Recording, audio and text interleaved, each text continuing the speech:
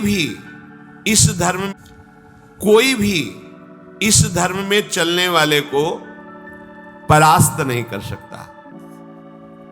ये बात ध्यान से समझ लीजिए। जैसे कोई बहुत बड़ा तांत्रिक है और वो भूतों को वश में करने वाला है और तुम्हारे ऊपर भूत लगा दे, तंत्र के द्वारा मारण मूठ या कोई शाप या किसी तरह का अमंगल, ध्यान दीजिए, ये इस धर्म की बड़ी महिमा है। यदि आप भगवद आश्रित हैं, नाम जप कर रहे हैं, तो ना माया का कपट चलेगा, ना किसी का तंत्र तुम्हारे ऊपर चलेगा, ना किसी का कोई मारण मंत्र चलेगा, ना कोई भूतावेश तुम पर आविष्टित कर सकता है, ना किसी भी तरह की कोई विष आदि की। यदि आप सच्चे हृदय से भगवान की शरण में हो तो तुम्हारे ऊपर विष का भी प्रभाव खवाया जाएगा। विष वो हो जाएगा स्वास्थ्यवर्धक अमृत। गरल सुधा, गोस्वामी जी कह रहे, रिपु करहि मिताई, गोपद सिंधु अनल शीतलाई। जो भगवान का आश्रित जन होता है उसको विष भी अमृत हो जाता है। अगर उससे दुश्मनी करेगा ना कोई और उसका बुरा चाहेगा, वो जितना कुप्रचार करेगा, निंदा करेगा, उतने उसका यश बढ़ेगा। अगर वो आग लगा देगा तो उसके शरीर में चंदन से भी बढ़कर शीतलता का काम आग करेगी। जो भगवद आश्रित है। श्री हरिराम व्यास जी ने भी प्यारी जू के चरणों के आश्रित जनों को पुष्ट करने के लिए बताया कि राधा प्यारी के चरणारविंद शीतल सुखदाई, कोटि चंद मंद करत नख बिदु जुन्हाई। श्री राधा प्यारी के चरणारविंद शीतल सुखदाई।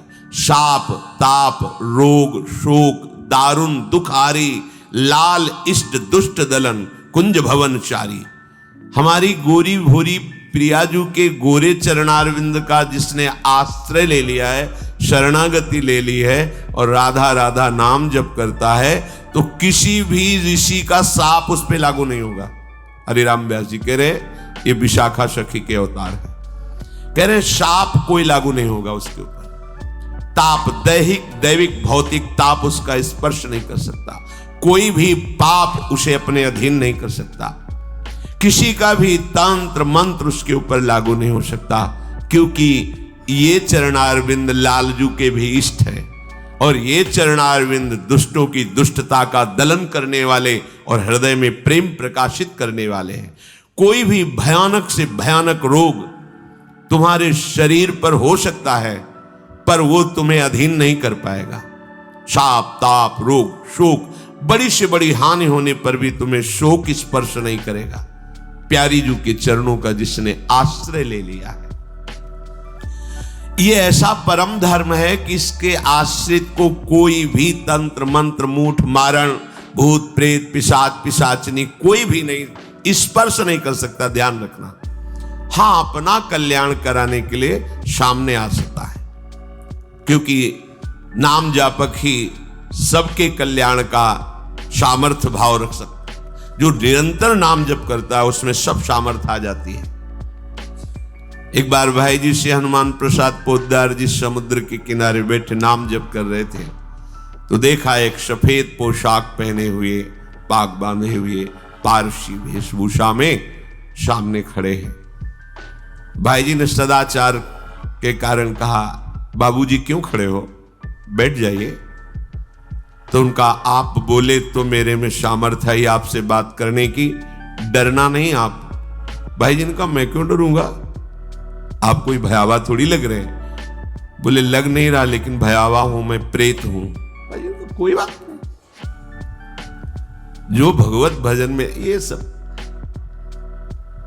कई जगह ऐसा घटना में, गंगा किनारे जैसे श्मशान है, ऐसा नहीं कि प्रेत योनि नहीं होती है, पर वो प्रभाव नहीं दिखा सकती। ऐसे प्रत्यक्ष देखा है।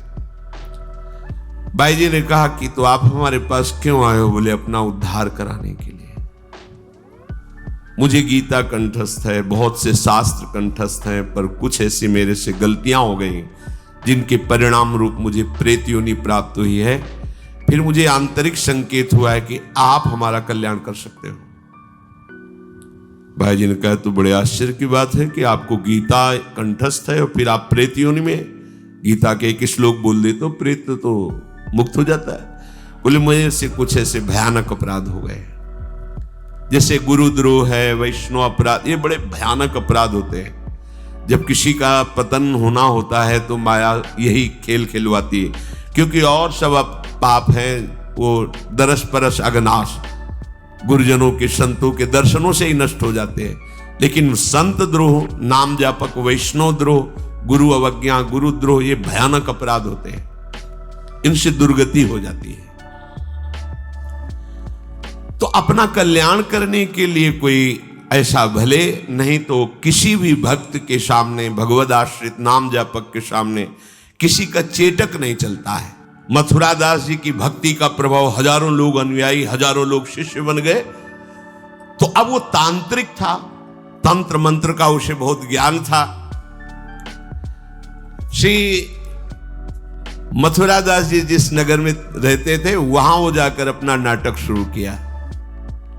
उसने सब जगह प्रचार प्रसार किया, मैं गंडकी नदी में 12 वर्ष तक खड़े होकर के तपस्या करके आया हूं, केवल दूध का आहार करता था, उसके प्रभाव से शालिग्राम भगवान हमारे बस में हो गए।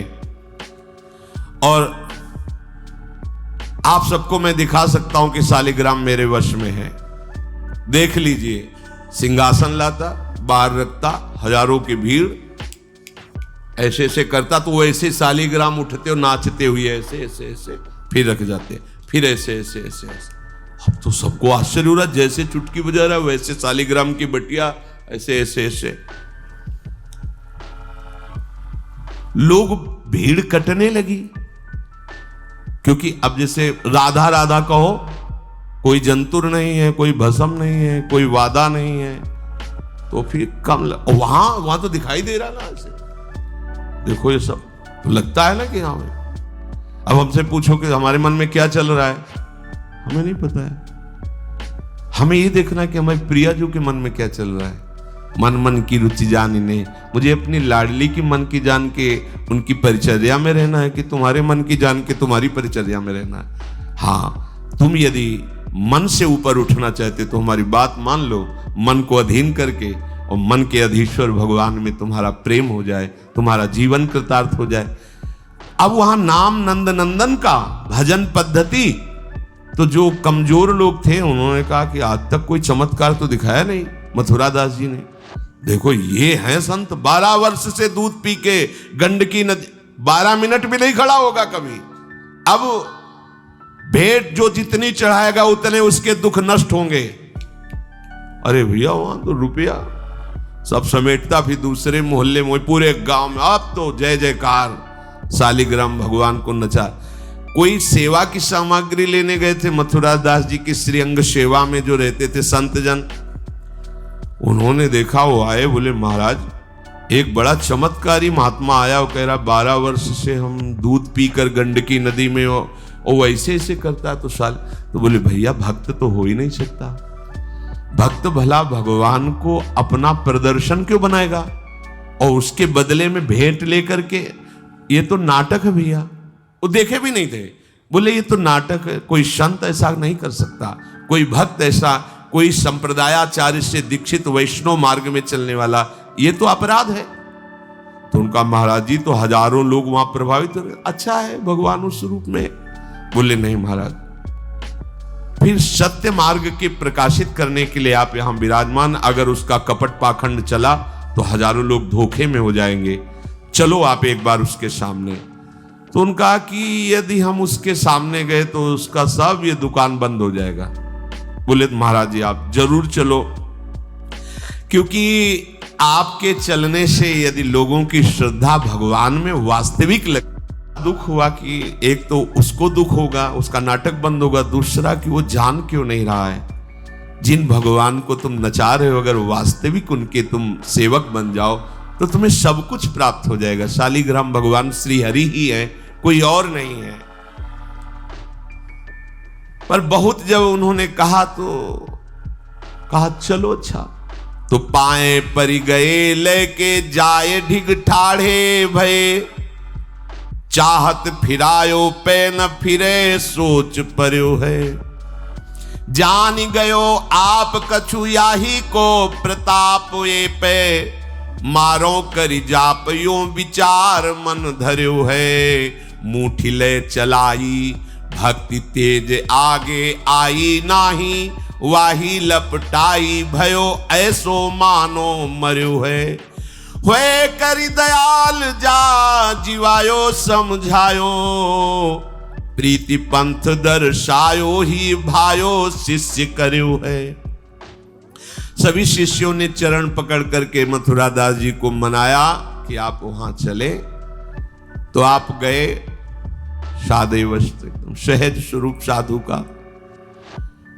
जाके भीड़ भी इनके साथ है कि भाई मथुरा, उनका भी प्रभाव था तो बहुत सी भीड़ साथ गई। जाकर के गांव वालों ने कहा कि भैया वो आप जो स्वामी जी दिखाते थे शालिग्राम भगवान का चमत्कार वो दिखाइए।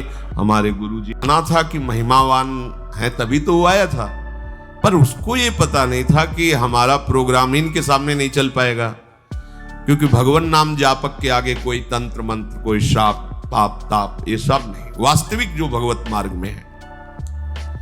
अब उसने निकाला सिंहासन और पूरा सब शालिग्राम जी को, तो केवल चुटकी ही बज रही थी, शालिग्राम भगवान वहीं बैठे थे। हर प्रयास कर लिया, कोई चमत्कार नहीं। लोगों ने कहा कि दिखाओ ना, अब ये हमारे गुरु जी हैं, गांव में रहते हैं। अब भक्त की निष्ठा के सामने भगवान को भी छोटा बनना पड़ता है।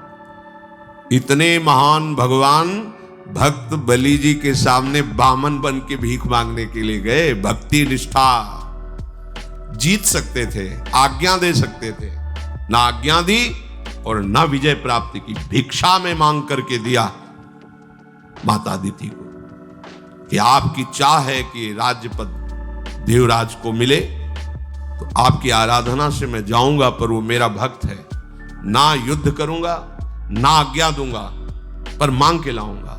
भगवान भिक्षुक बन के गए। भक्त के आगे नौटंकी नाटक कहां चल सकता है? अरे जुगनू तब तक चमकती रहे जब तक सूर्य प्रकट नहीं होता। सूर्य प्रकट हुआ तो लाखों जुगनुओं का कोई मतलब नहीं रह जाता। नौटंकी नाटक, ये साधुता का भेष धर के कितने दिन चलेगा? जिस दिन पोल खुलेगी ना, उस दिन सब नष्ट हो जाएगा, सब नष्ट हो जाएगा। लोक परलोक तो पहले ही नष्ट हो चुका था। पाखंड न करे।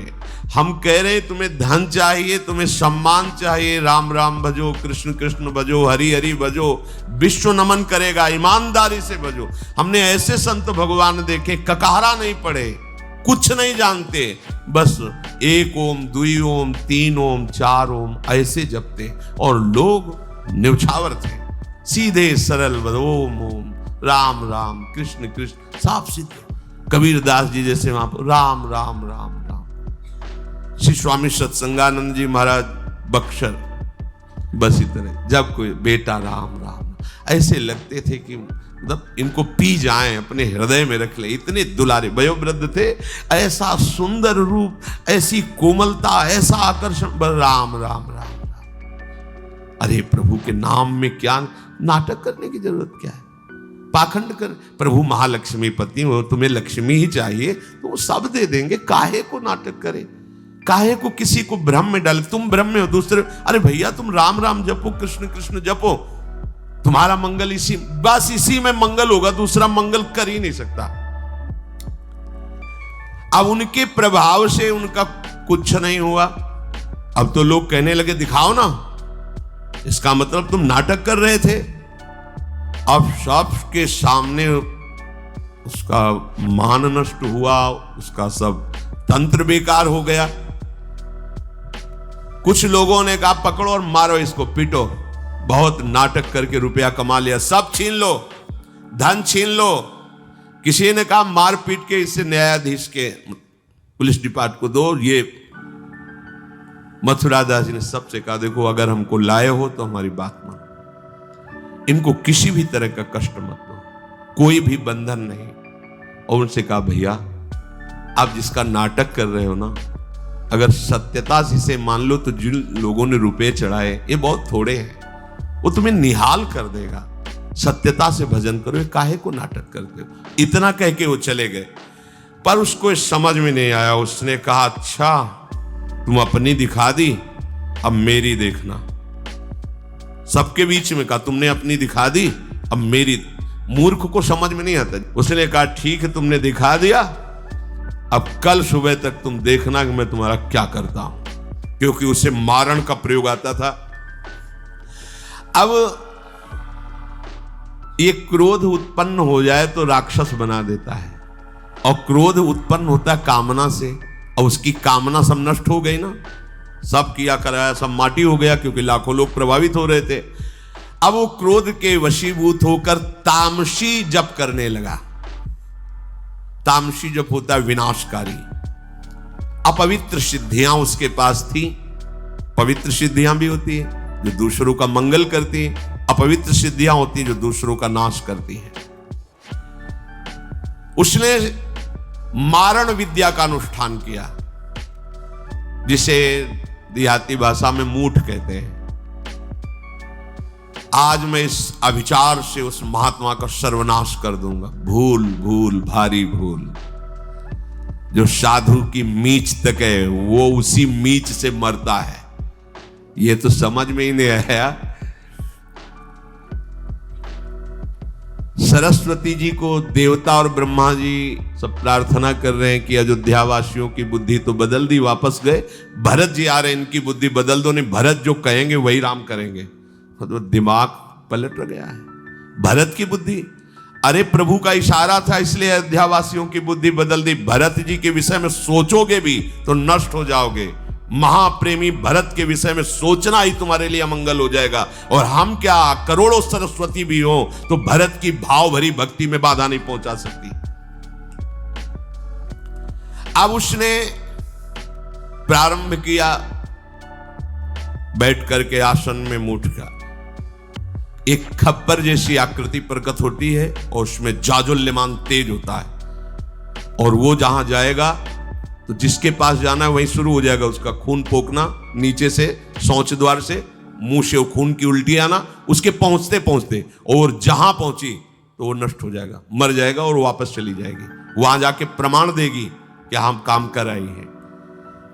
वहां भक्तों ने देखा कि एक खप्पर में आग जलती हुई राउंड राउंड से गोला होता, तो जाके कहा मथुरा दास जी ये उसकी चलाई हुई मूठ है, तुम कुछ परेशान मत हो, यहां कुटिया की डेहरी में भी प्रवेश नहीं करेगी। अब वो आकर के मारण बस वहां घूम रहा है। मथुरा दास जी निकल के आए, हाथ जोड़ा, क्योंकि सब मंत्र सब सिद्धियां भगवान की, तो ना चाहे पवित्र हो या अपवित्र हो, तो उन्होंने कहा तुम सर्वज्ञ भगवान की ही शक्ति से संपन्न हो, तुम जानती हो कि हमारा कोई अपराध है क्या? अगर अपराध है तो हम बाहर निकल के आते हैं, आप हमें नष्ट कर दो। यदि अपराध नहीं है तो जिसके द्वारा किया गया उसको दंड दो। तुरंत मूठ वापस हुई, कोई मंत्र मंत्र नहीं पड़ा, तुरंत वो मारण वापस हुआ। उधर शुरू हो गया उसका खून, नीचे से ऊपर से, जैसा इनके जैसे काशी नरेश को जब पौंड्रक राजा के साथ भगवान ने उद्धार किया तो उसके लड़के का नाम था सुदक्षिण। वो पंडितों से विला बोला ऐसा मारण प्रयोग कर सकते हो कि द्वारिका को मैं द्वारिकाधीश नष्ट कर दे। मंत्र में ताकत होती, पर उनको ये पता नहीं था जिससे मंत्र प्रकट हुए भला उन पर कैसे प्रभाव चले। उन्होंने कहा हाँ, तो उनका भारी दक्षिणा देंगे। तो काशी में अनुष्ठान शुरू हो गया और प्रकट हुई कृत्या। ऐसा नहीं, मंत्रों में ताकत होती है। पर भगवान शिव ने प्रकट होकर कहा था कि जो ब्राह्मण भक्त नहीं है, जो ऋषि भक्त नहीं, उसी पर मारण का प्रयोग काम करेगा, अन्यथा नहीं। तो भगवान का नाम ही नमो ब्रह्मणे देवाय गो ब्राह्मण हिताय च। अब मारण कृत्यारूप रखकर द्वारिका को जलाने के लिए गई। द्वारिकावासी भागे, भगवान से कहा, भगवान ने सुदर्शन जी को आज्ञा किया करो हिसाब। भगाते हुए कृत्या को ले गई, तो कृत्या ने पहले उन ब्राह्मणों को मारा, तो दक्षिण को मारा, फिर सुदर्शन ने कृत्या को नष्ट किया और पूरी काशी में आग लगा दी। ये भागवत में वर्णन है। भगवत भक्त या प्रभु के ऊपर कोई मारण चलेगा क्या? वो मारण उसी बाबा जी के पास जो नौटंकी कर रहे थे शालिग्राम के नचा, अब तो त्राहिमाम मच गया। और वो संत भगवान गए, क्योंकि पता था कि बचेगा नहीं, मंत्र का प्रयोग है।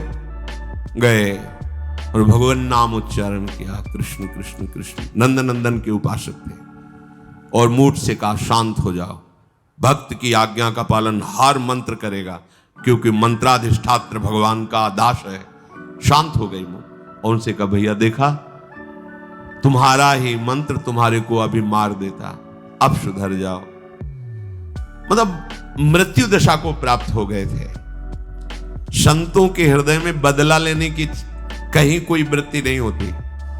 संत कभी नाराज होते हैं तो उसमें मूल देख लेना आप विचार करके। आप जब अपना अमंगल करना अपना, तब वो आपसे नाराज होंगे।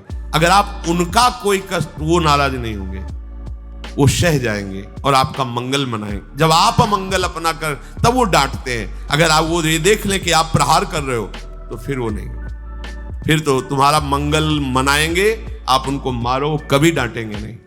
बड़ा कोमल चित्त संतों का होता है। संतों के हृदय को केवल संत ही जान सकते हैं।